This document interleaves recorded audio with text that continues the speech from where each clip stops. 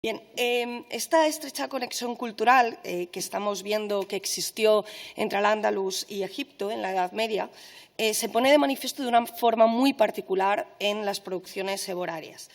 Existen varios conjuntos de piezas en marfil que ilustran de forma excepcional, y es en las que nos vamos a centrar hoy, cómo el Mediterráneo era en este tiempo un ámbito globalizado, un espacio de intercambio cultural, de intercambio artístico, donde la circulación de objetos suntuarios resultó especialmente intensa, no solo impulsada por los intercambios comerciales, sino también en buena medida gracias a las frecuentes relaciones diplomáticas entre ambas orillas mediterráneas.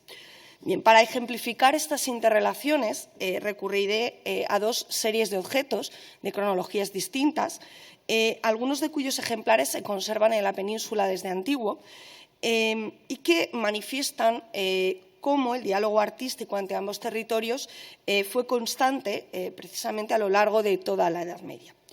Bien, voy a empezar por la primera serie, que en realidad, bueno, la he llamado serie, pero son una pareja de objetos de producción fatimí y que tienen como pieza principal una arqueta que se conserva aquí en el Museo Arqueológico Nacional, de la que Isabel Arias nos ha hablado, nos la ha presentado ya antes. Es esta arqueta que ven en pantalla, procedente de la localidad de Carrión de los Condes, en Palencia, y probablemente hallada en el convento de San Zoilo. El MAN la adquirió de un particular en el año 1872. Bien, es un objeto contenedor de grandes dimensiones, mide, por si no la han visto en directo, tiene una longitud de 42 centímetros y una anchura de 24. Si insisto en esto es porque es un objeto muy grande. Tiene forma prismática y está construido por gruesas placas de marfil de alrededor de 1 centímetro de espesor, sin alma de madera. Y esto es muy importante porque lo hace excepcional dentro de recipientes de estas dimensiones. Las placas están ensambladas entre sí, aparecen ensambladas de una forma muy específica y aparecen también ornamentadas en sus cuatro frentes por una cenefa perimetral de roleos vegetales, incisa primero y luego pintada en dos colores, en marrón rojizo y en verde. Presenta una tapa plana formada por dos piezas de marfil en la que parte de la misma, lo que es la parte anterior, que es esta que ahora en esta ocasión ven ustedes en la parte más alejada del espectador, está articulada para poder abrirse. Quiero decir que lo que estamos viendo no es el frente, sino la trasera del recipiente. Se apoya en 4 pies esféricos y tiene 2 remates o pomos iguales en las esquinas traseras de la tapa. Bien, el borde exterior de la cubierta presenta una inscripción dedicatoria en caracteres cúficos sobre fondo policromado en azul oscuro que nos proporciona interesantes datos sobre el encargo. Es una inscripción muy completa, podríamos decir que es el tipo de inscripción que desearíamos encontrar en cualquier pieza de artes suntuarias. El texto le tienen aquí transcrito según la traducción que hace Ferrandis en el año 40. El texto señala que la caja fue fabricada en Subra al-Mansuriyya, la capital fatimí, antes de la conquista de Egipto, se la situó aquí en el mapa, que, como ven, está próxima a Kairawán, en Túnez. El encargo fue patrocinado por el cuarto califa fatimí, por Al-Mu'izz Lidin Alá, que reinó entre el año 952 y el 975. No se hace una referencia concreta a la fecha de ejecución, pero puede deducirse aproximadamente por los datos que tenemos en la inscripción. Debió ser aproximadamente realizada en las 2 décadas que median entre la subida al poder de Al-Mu'izz en el 952 y más o menos el año 973, que es el momento en el que la capital del califato fatimí se traslada precisamente por este califa al norte de África, del norte de África a Egipto, es decir, al Cairo. Se trata, por tanto, de una de las obras más antiguas de artes suntuarias fatimíes que se han conservado. Bloom, por ejemplo, Jonathan Bloom, señala que la inclusión de esta frase, la protección de Alá y su victoria próxima, es decir, la incorporación de esos versos coránicos pidiendo la asistencia de Dios para una pronta victoria, hace pensar que podría realizarse entre el año 956 y el 969, cuando Al-Muiz está preparando la conquista de Egipto, pero bueno, es algo que obviamente es una opinión y desde luego podría someterse a revisión. Según la epigrafía, la caja fue realizada en Ifriquilla por un artesano llamado Hamad o Muhammad al-Jurasani, que es una nisba que en primera instancia remitiría a la zona del Jorasán, es decir, a la zona del noroeste de Irán, pero desde luego no hay evidencia en esta región, en este área, de una tradición del trabajo de marfil en este periodo entre los siglos IX y X. Más bien parece que se relacionaría con una familia bereber, los Banu Jurasán, oriundos del norte de África, aunque su origen remoto podría estar precisamente en ese área, en la zona del Asia Central, que probablemente se trasladarían de Irán a Ifriquilla en torno a los siglos VIII o IX en época aglaví. Existe una segunda caja que muestra grandes afinidades con esta, con la del Museo Arqueológico, idéntica en tipología, idéntica también en tamaño, prácticamente lo mismo, construida también de la misma manera, con los mismos pies e incluso los mismos remates bulbosos en la parte trasera de la cubierta e incluso incorporando el mismo sistema de apertura de la tapa. La técnica es muy similar, no está solo pintada, sino que presenta ese friso de grifos, también con un ligero resalto, es decir, está tallada ligeramente en relieve y presenta una policromía en rojo y negro, incluso incorporando también verde y dorado. El verde y dorado es posible que haya sido incorporado con posterioridad. No sabemos si eso sí reutilizando pigmentos anteriores o repintadas sobre pigmentos anteriores. La principal diferencia con la otra caja es que esta no tiene inscripción conmemorativa, no tiene ningún elemento que nos pueda conectar la pieza ni con un artista, ni con un patrocinador, ni con un taller. Hoy está en el Museo Diocesano de Francesco Gonzaga de Mantua, pero estuvo durante mucho tiempo custodiada en la Catedral de Mantua, conteniendo las vestimentas de Francesco Gonzaga. Fue relacionada por primera vez con la Caja de Madrid por Hilaria Toesca en el año 1974, pero en ese momento la atribuyó al Andalus.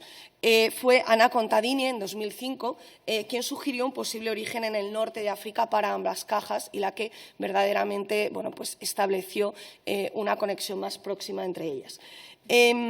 Desde luego, las similitudes entre ambas indican que procederían de un mismo taller norteafricano.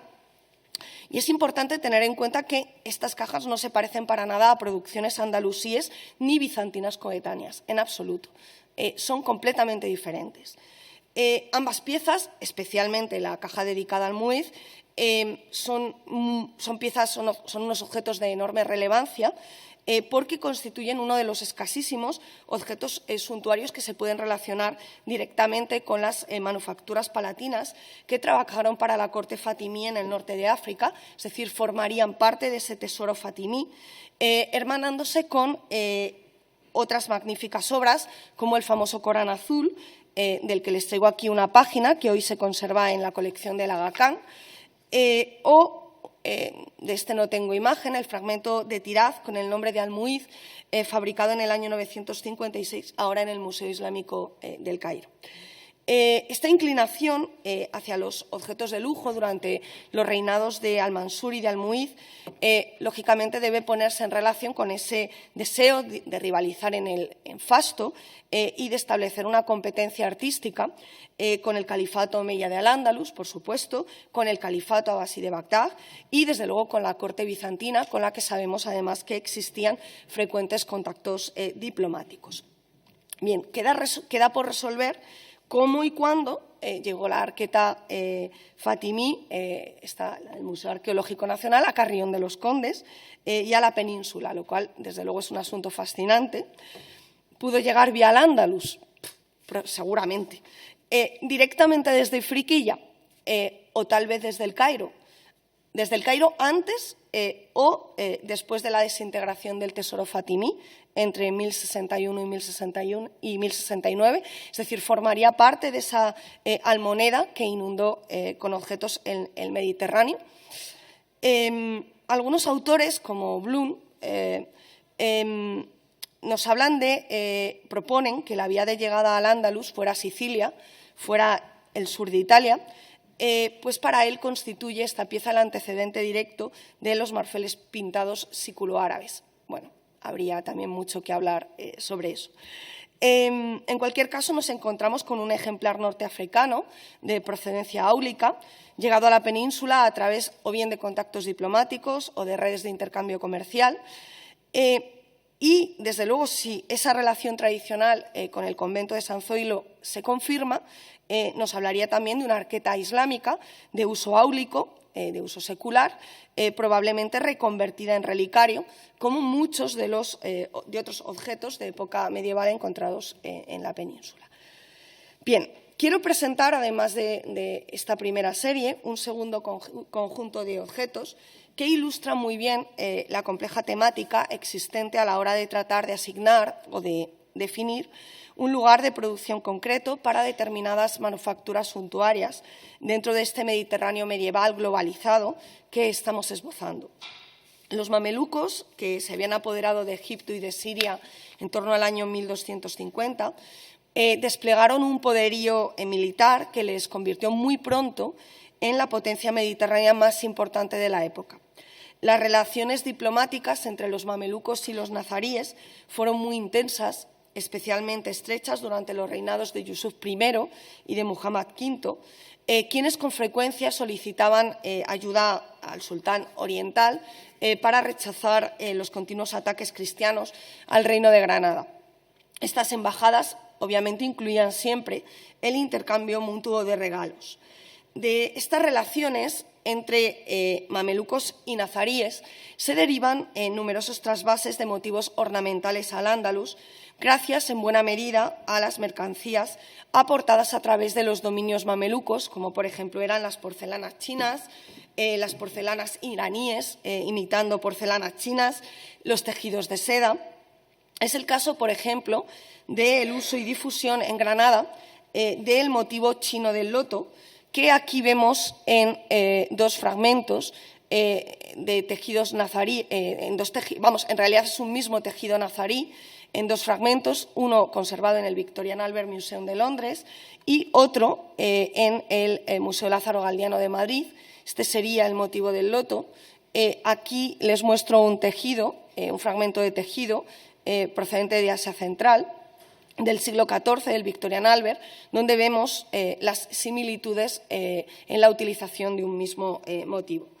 Esos intercambios se produjeron también, lógicamente, en ambas direcciones y, por ejemplo, algunos vidrios esmaltados de producción mameluca, como esta botella procedente de Egipto o de Siria, del siglo XIV también, donde se introducen temas propiamente andalusíes, como es, por ejemplo, las redes o paños de sepka, que aparecen aquí decorando el cuello. Además de estos temas ornamentales o de ciertos temas ornamentales, como acabamos de ver, estos préstamos artísticos se evidencian en una interesante serie de piezas eborarias cuya producción se ha atribuido indistintamente al Cairo o a al Cairo o a Granada. El hecho de tratarse de objetos portables hace muy difícil determinar su procedencia. La portabilidad, de hecho, es uno de los elementos que más dificultan la catalogación de las piezas de arte suntuarias. Se trata de un grupo compuesto por 11 objetos muy parecidos entre sí. Son recipientes cilíndricos tipo píxide, siempre con tapa plana, los que la conservan, recubiertos por un refinado diseño floral continuo en forma de malla, muy denso, perforado en la mayoría de los casos.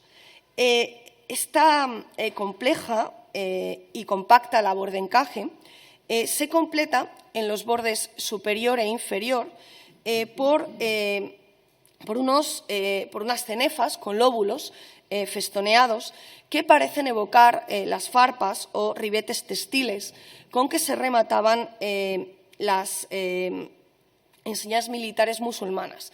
Aquí les muestro una de las cantigas del Códice Rico del Monasterio del Escorial, donde se ve una de estas enseñas militares. A mí, desde luego, me recuerda, tal vez lejanamente, pero me recuerda bastante esos remates. Incorporan estas piezas, además, una o más bandas epigráficas de localización variable, bien rodeando la parte superior del cuerpo, en la base de la la parte inferior del cuerpo, en la base de la cubierta o a modo de banda concéntrica sobre la misma, que incluyen generalmente alabanzas, bendiciones a sus anónimos propietarios, muchas veces en verso. En todos los casos, la caligrafía es cursiva o nasquí, con derivación hacia el tulut, y están ejecutadas siempre estas inscripciones en bajorrelieve, sobre fondo negro, como se ve aquí, incrustadas en betún y plagadas a menudo con adornos perlados.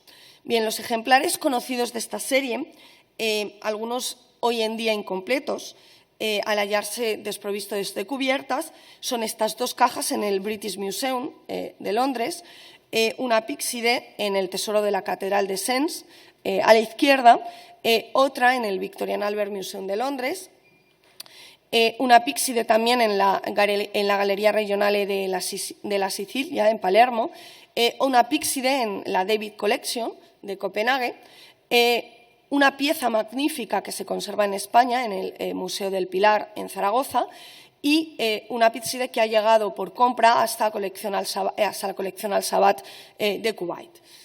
3 cajas de la serie se encuentran en la actualidad en paradero desconocido, una antiguamente en el Tesoro de la Catedral de Toledo, que se perdió durante la Guerra Civil, otra que fue mostrada en el año 85 en una exposición en Riyadh, en Arabia Saudí, pero que hoy está ilocalizada.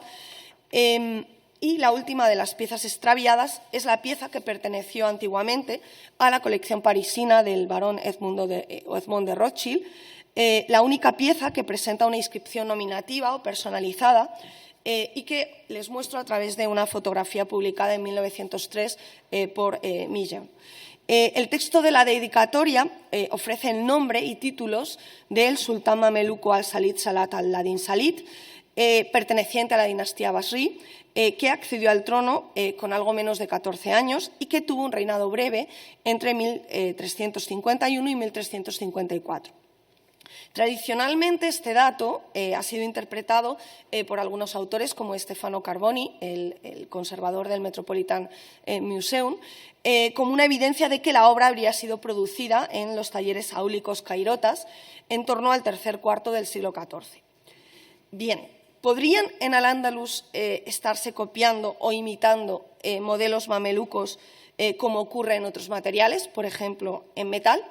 Como va a explicar Francisco después, sería una posibilidad. Parece incluso factible que se trate de obras de creación genuinamente andalusí. En los últimos tiempos estamos yendo en contra de esa inercia historiográfica por relegar al Al-Ándalus a un segundo plano como foco creador. Existen algunas evidencias que llevan a cuestionar este posible origen mameluco y a sugerir, por el contrario, una posible manufactura en talleres nazaríes. En primer lugar, se conservan escasos objetos de marfil tallado realizados en talleres mamelucos. De hecho, la producción eboraria documentada de este momento se reduce a incrustaciones de marfil sobre madera, especialmente en objetos de mobiliario, como por ejemplo mimbares. En cambio, sí existió una importante y continuada talla del marfil en Al-Ándalus, desde la Córdoba omeya, y que se mantuvo en época nazarí. Por ejemplo, les traigo un ejemplo a través de una espada jineta, la espada jineta de Boabdil, en donde se ve perfectamente que los pomos de espadas y de otras piezas militares se continuaron tallando en este momento. Ni el contenido ni el tipo de letra de las inscripciones de esta serie presentan ningún rasgo distintivo que las señale como una producción específicamente mameluca. Y además hay un dato que no ha sido suficientemente tomado en consideración, y es que la inscripción de una de las piezas, que es esta, la que les muestro, la pieza de que ahora está en Kuwait, presenta, según se ha leído, el lema nazarí «Solo Dios es vencedor». Por lo tanto, habría que revisar desde luego la transcripción y, obviamente, reconsiderar toda la serie.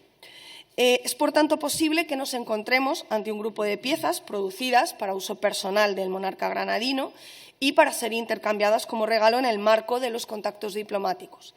En este sentido, la pieza de la colección Rothschild pudo bien ser enviada al sultán mameluco como presente desde Al-Ándalus y por ello portaría una inscripción personalizada nombrando al destinatario, el sultán al-Salid, junto con unas grandilocuentes alabanzas hacia él, muy adecuadas en el marco de una petición de ayuda militar como la que Yusuf I debió solicitar en estas fechas y que pudo acompañarse con una pieza suntuaria de primera calidad como esta. Desde luego, habría que revisar de nuevo todas las piezas y, desde luego, las inscripciones. En cualquier caso, estamos ante unas obras que son el resultado de un diálogo cultural, de un diálogo artístico constante y que presentan un parentesco muy acusado con otras piezas coetáneas también problemáticas en cuanto a su lugar de ejecución y que probablemente algunas de ellas deberían de ser recatalogadas. Este magnífico peine, probablemente nazarí, con una decoración perforada, que recuerda extraordinariamente a la que acabamos de ver en las piezas seborarias y trabajado con labor de taracea. Por ejemplo, esta serie de arquetas son una serie completa de arquetas clasificadas tradicionalmente como egipcias. Les muestro esta del Museo del Louvre o, por ejemplo, esta del Museo Benaki en Atenas y que tal vez deberíamos empezar a pensar en un probable origen nazarí. No sé. Dejo ahí sobre la mesa todas estas cuestiones y paso la palabra otra vez a la profesora Calvo Capilla.